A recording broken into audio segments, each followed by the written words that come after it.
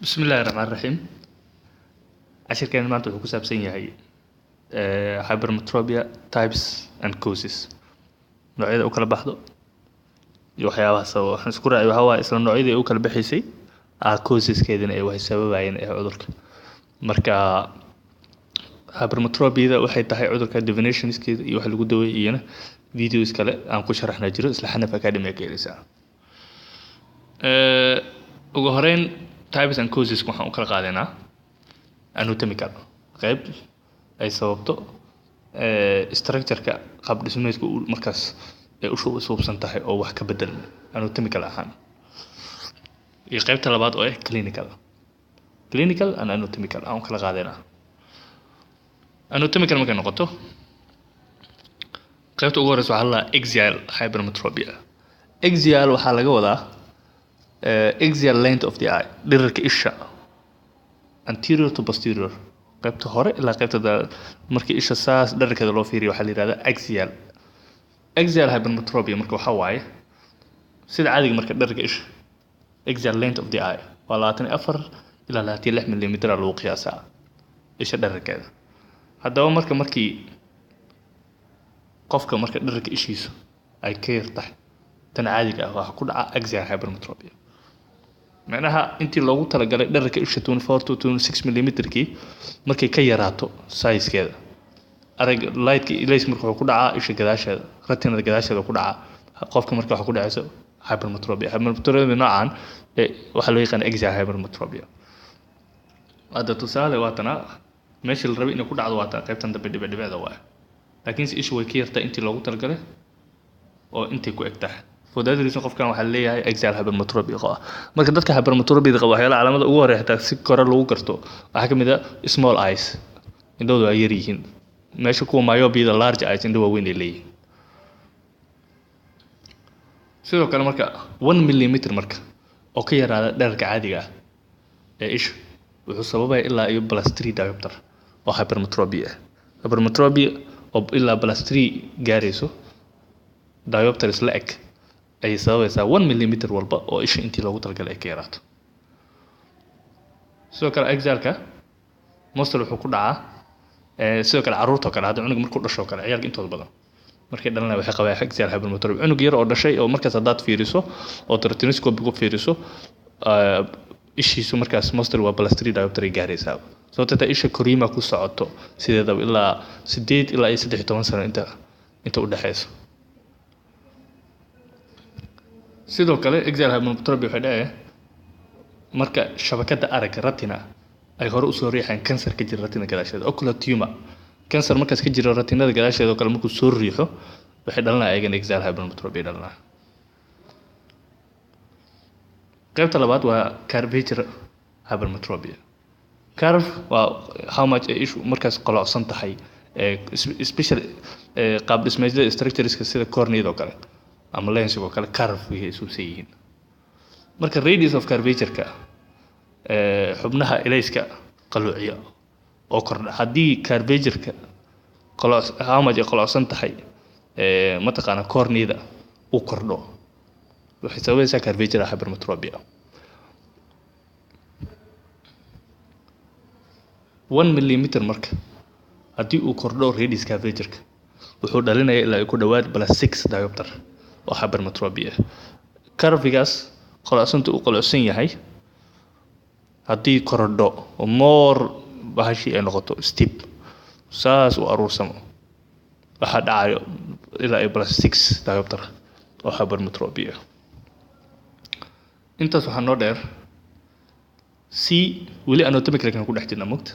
structureska qaab dhismeedka hadduu wax iska bedelo hypermetropia dhalato index hypermetropia index waxaa lahaa awoodda ilaysku uu ku dhex marayo structureska oo ilaa uu ka gaarayo markaas retinada marka awood uu ku dhex maro karo waxaa lagu qiyaasa kuwa markuu ilayska qofka soo gaaro waxa ugu horey soo dhex maraa horta waa airka hawadii uu soo dhex maraa mogta hawadii waxaa refractive indexkeeda ilaa 1 lagu qiyaasaa corneadu imaana 1.3 tearska xitaa ka maqan echosayomarka 1.336 lensiga 1.4 macnaha mid walba qiyaas gooni u leeyahay vitruska 1.339 marka structure walba isoo dhex maraysa hawadii ilintii corneadii ecocyumarkii lensigii vitruskii mid walba marka awood index macnaha ilays uu ku dhex maraa jiro oo lagu cabiro oo la yiraahdo index hypermetropia haddaba marka index hypermetropia marka haddii uu kordho marka refractive indexka wuxuu dhalanayaa hypermetropia refractive indexkii nambaradii hadda aan soo wada sheegno kale mid ka mid ah haddii uu kordho especially sida corneal kana ama lensiga kale ama mataqaan ecoska kale ama xitaa teariska waxay dhalanayaan marka hypermetropia intaas waxaa noo dheer waxa la yiraahdo AVK absence of lens qofka markii la qalo oo dadka cataract caadka isha ay ku dhacdo kale lensiga isha kale marka caad ku dhaco qalina loo soo biyo cataract surgery marka isha laga bixiyo qofka lensiga laga bixiyo waxa loogu bedelaa waxa la yiraahdo intraocular lens ama lens kale oo markaas meesha loo geliyo IOL loo soo gaabiyo markii dadka aanan IOL kaas loo gelin waxa loo yaqaanaa AVK absence of lens lensigii waa laga saaray caadka ku dhacay laakiin lensiga kale looguma bedelin marka ay maqan tahay marka lensiga isha ku jirto absence of lens waxa loo yaqaanaa AVK waxay dhalisaa marka hypermetropia daran high hypermetropia qofka marka haduu mar lagu dhaho AVK waa qofkan waxa ugu hore loo geliyo waa plus 10 diopter sababtoo tahay hypermetropia daran ay qabaan marka plus 10 mar walba aragto qof AVK intaas waxaa noo dheer positional hypermetropia wax loo yaqaan oo marka intraocular lensiga qofkii qalinka loo soo biyo lensiga gudaha loo geliyo laakiin lensigii booska ka dambeey booska loogu talagalay ay tagtay placed posteriorly marka meeshii loogu talagalay meel ka dambeeysa la dhigo lensiga la rabay qofka in qalinkii kadib loo geliyo waxa dhacay positional hypermetropia intaas waxa noogu dhamaaday anatomicalka waxaas oo dhan waa markii structure qayb ka mid ah ishi wax noqdaan ama wax iska bedelaan hypermetropia dhalato hadda waxaan galeynaa clinical hypermetropia waxa ugu hore wax loo latent hypermetropia waa hypermetropia qarsoon latent erga waa qarsoon waxa waaye waxa la ogaadaa noocaan marka la suuxiyo muruqa ciliary paralysis of ciliary muscle muruq waxa jiro ciliary muscle la dhaho oo lensiga isha gudaha ku jirto